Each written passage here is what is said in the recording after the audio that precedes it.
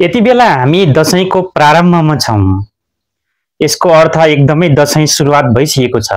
समस्त नेपालीहरूको महान चाड बडा दशैं जुन छ यो हामीहरूको लागि मात्रै एकदमै उत्साहित छैनौं र पक्कै पनि बडा दशैं भनिसके पछाडि नेपाली चलचित्र क्षेत्रको लागि पनि एकदमै महत्त्वपूर्ण समयको रूपमा मानिन्छ। किनभने बडा दशैंमा एकदमै सबैजना खुसियाली माहौल एकदमै रमाइलो गर्नुपर्ने बेला र त्यही बेलामा नेपाली चलचित्र लाग्दाखेरि अझ चाडमा सुनमा सुगन्ध हुने गर्दछ।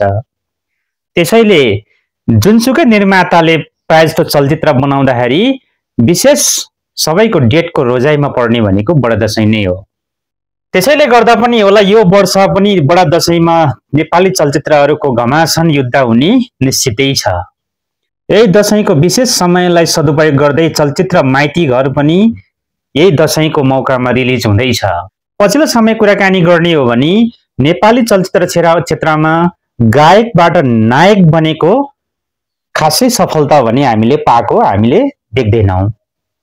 विगतलाई केलाएर हेर्ने हो भने प्राय जस्तो गायकबाट नायक बनेको जति पनि अभिनेताहरू हुनुहुन्छ उहाँहरू त्यति सफलता हामीले पाएको छैन।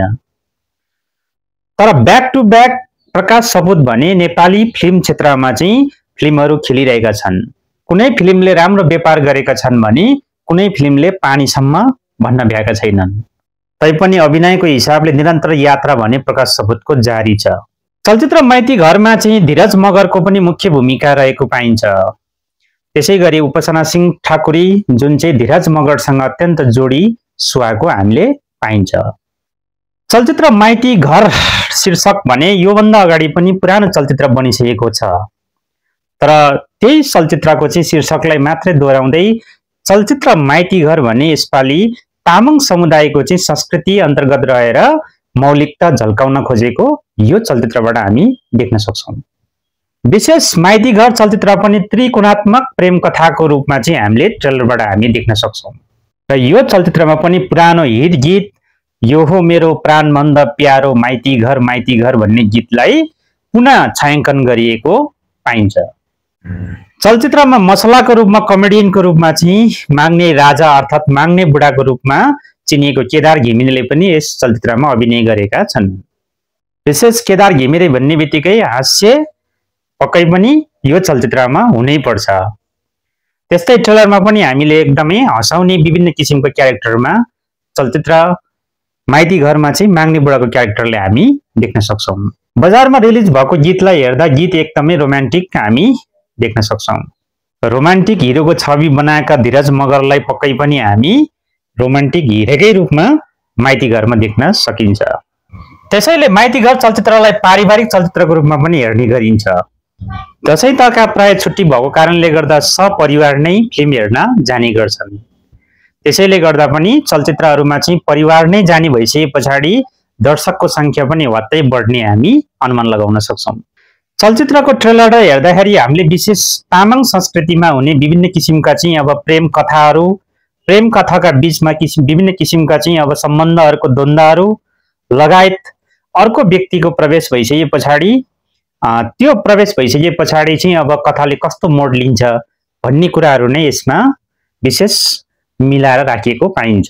त्यसैले हजुरहरू पनि एकदमै रोमान्टिक चलचित्र पारिवारिक चलचित्र र एकदमै हँसाउने खालको चलचित्र मिक्स मसला चलचित्र हेर्न चाहनुहुन्छ भने चलचित्र माइती घरले त्यो तपाईको चाहिँ चलचित्र हेर्ने सपना पूरा गर्न सक्छ।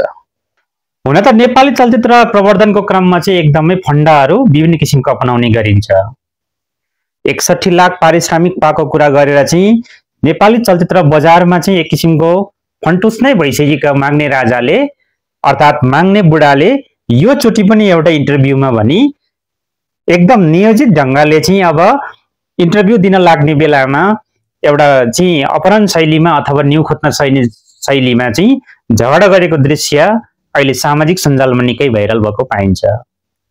तर यो दृश्य भने उनीहरुको चाहिँ एकदमै अब यो प्र्याङ्क गर्ने शैलीमा निर्माण गरेको दृश्य हो भनेर स्पष्टीकरण दिइसकेको छ।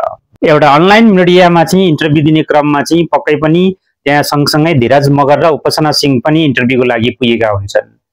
त्यसै क्रममा एकजना अपरिचित मान्छे सम्पूर्ण कुराहरु चाहिँ अब कपडा अथवा चाहिँ अनुहार छोपेर आएर एक्कासी माग्ने बुढालाई चाहिँ आक्रमण गरेको भिडियो सार्वजनिक भएको थियो। सायद यस्तै यस्तै प्र्याङ्क गरेर नि अब चलचित्रलाई प्रवर्धन गर्ने एउटा रणनीति पनि हुन सक्छ।